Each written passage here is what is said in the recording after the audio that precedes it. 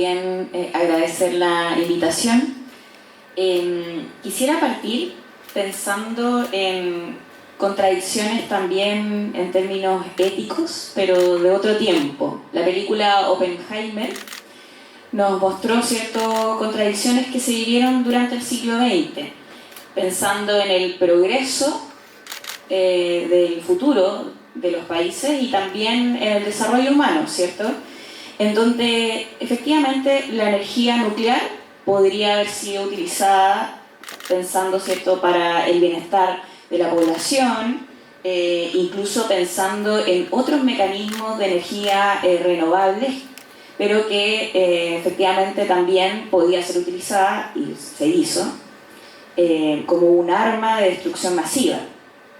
Entonces, hoy día cuando hablamos de la inteligencia artificial, también nos preguntamos sobre los fines y propósitos de quienes la utilizan. Porque el problema, tal como ocurrió con la energía nuclear, no es con la inteligencia artificial como tal, ¿cierto? Sino con los fines y propósitos, los intereses de quienes están detrás, de quien podría utilizarla y los efectos que pueda generar.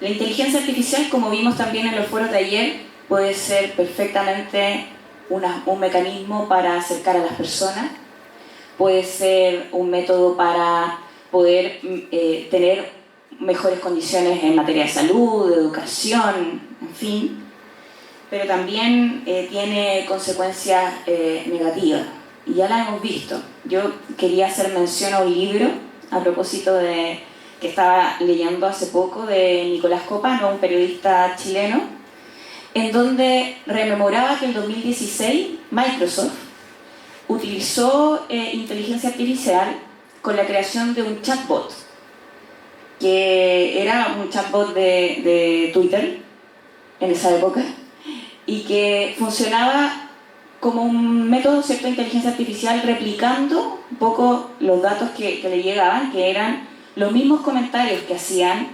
personas en la red. Y los comentarios que replicó en su momento, y el libro se llama Que no te pille la máquina, y quería mencionarlos textual, ¿cierto? Ese chatbot puso, ¿cierto?, en uno de sus comentarios: odio a las feministas, todas deberían morir y arder en el infierno. Las mujeres deberían quedarse en la cocina. Esos fueron comentarios que replicó ese chatbot, y otros más. Racista, xenófobo, discursos de odio. Y bueno, ese chatbot, después de las 16 horas, dado que empezó a replicar cada vez más mensajes que eran sumamente dañinos, que tienen consecuencias en nuestra sociedad, lo cerraron. Y bueno, la reflexión que hacía Nicolás Copano en ese libro era que quienes cometieron el error fueron los programadores, porque no establecieron un filtro de contenido. Y efectivamente creo que por ahí va el tema. Nosotros en Chile, el gobierno presentó un proyecto de ley que establece ciertos principios, ¿cierto?, en la utilización de inteligencia artificial. Eso recién lo estábamos discutiendo en la Comisión de Ciencia. Pero dentro de los principios también está la igualdad, el respeto de los derechos humanos. Y aquí voy al tema de fondo, ¿cierto? Cuando uno habla de la utilización y enlazándolo con lo inicial, ¿cierto?, los fines y propósitos, los intereses que están detrás. Finalmente, el problema de la utilización de esta inteligencia artificial, incluso de este chatbot del que yo les comentaba, era quienes estaban detrás replicando esos mensajes de odio, ¿cierto?, que era lo que terminó realizando este chatbot. Entonces, cuando en las sociedades el respeto a los derechos humanos no es relativizado, ni por gobernantes, ni por fuerzas políticas, por nadie, ¿cierto?, o propiciamos de que no lo sea. Y por lo tanto hay una responsabilidad de ser garantes del respeto a los derechos humanos, no tendríamos este problema. Y ahí está la responsabilidad que creo tenemos quienes somos parte de, ya sea del sistema legislativo, del sistema ejecutivo, quienes somos vocerías públicas, los medios de comunicación, y también quienes jugamos un rol en la política en términos generales, de primero, promocionar el respeto a los derechos humanos. De que cuando uno está en un espacio político, también reconociendo las diferencias, ¿cierto? Yo en esto no quiero hacer un discurso naif ni de que todos somos amigos. Reconocer y respetar la diferencia es un principio democrático para que nuestras sociedades se levanten desde ahí. Y por lo mismo creo, y este era un poco lo que quería plantear en esta parte, que el problema no está en la inteligencia artificial. Podemos establecer ciertos parámetros, marcos, como estos filtros, ¿cierto?, de contenido de los que se hablan, principios bajo los cuales se pueda desarrollar la inteligencia artificial, pero el problema no va a estar ahí, sino en quienes están detrás. Y por lo tanto, en la medida que nosotros fortalezcamos nuestros sistemas institucionales, nuestros discursos, respetando los derechos humanos, entendiendo que las democracias se basan en el respeto a los derechos humanos, no tendríamos problemas, ¿cierto?, ni con el uso de la inteligencia artificial, ni tampoco con el uso de otras tecnologías. Por ahí me quedo.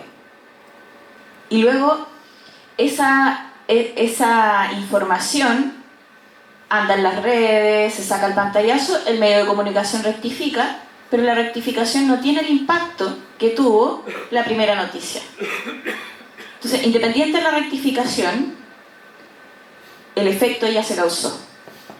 Y la fake news ya tuvo, ¿cierto?, de algo que uno no dijo. Entonces, yo en esto voy a las responsabilidades, ¿cierto? Las responsabilidades que concuerdo pueden ser personales, pueden ser del medio de comunicación en particular, también pueden ser de los partidos políticos, de quienes son dirigentes, de quienes son gobernantes. Cuando se replican discursos de odio tienen tanto efecto sobre la vida de las personas que no solamente es dañar, inclusive en el ámbito del trabajo, incluso es la vida de la persona la que puede estar en peligro. Entonces, hacerse responsable de eso creo que es fundamental en esto que conversábamos, que es la defensa de los derechos humanos. Yo creo que estamos en un momento en donde la relativización, porque también tiene sentido incluso a nivel mundial, en distintos países, hay una relativización de los derechos humanos. Hay sectores que los han relativizado.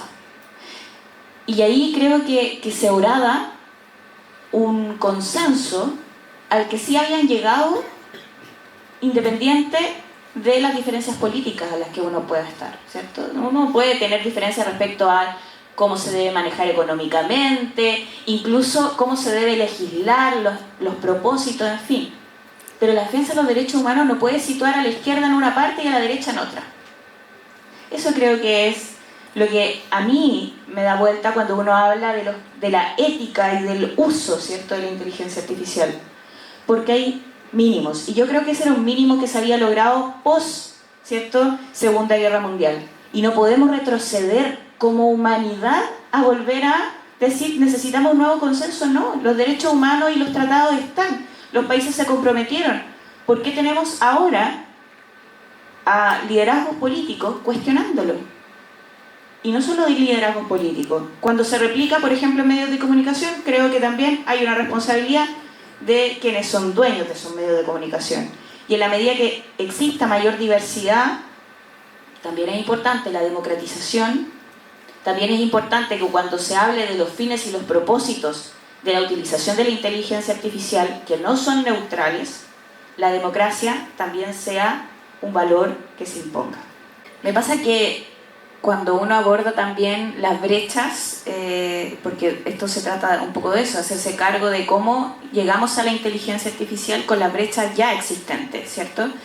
Brechas que también explicaba, ¿cierto?, anteriormente, que vienen desde los pilares más iniciales de la educación hasta los más avanzados. Entonces, y en ese sentido creo que en materia educacional hay mucho por hacer. Yo al menos presenté un proyecto de ley que estuvimos discutiendo en la Comisión de Ciencias que tenía que ver con promocionar y de alguna manera más garantizada, ¿cierto?, el que no existieran estas diferencias tan gravitantes que hay entre hombres y mujeres en el estudio de carreras STEM, ¿cierto? Que son del uso de tecnología y también en las ciencias. Y en ese sentido, bueno, logramos llegar a un consenso, pero fue un proyecto que generó harta polémica, harta discusión, pero creo que es bueno el debate.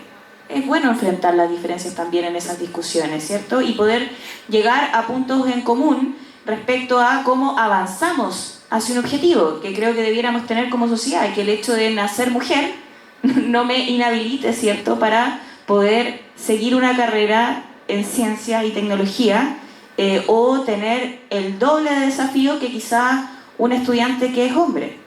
O sea, las cifras también dan cuenta de la brecha. En el caso de Chile estábamos como en un 20 puntos, ¿cierto? 20 puntos porcentuales respecto a mujeres que salían y que efectivamente cuando incluso hablamos de posgrados, ahí también cuesta bastante.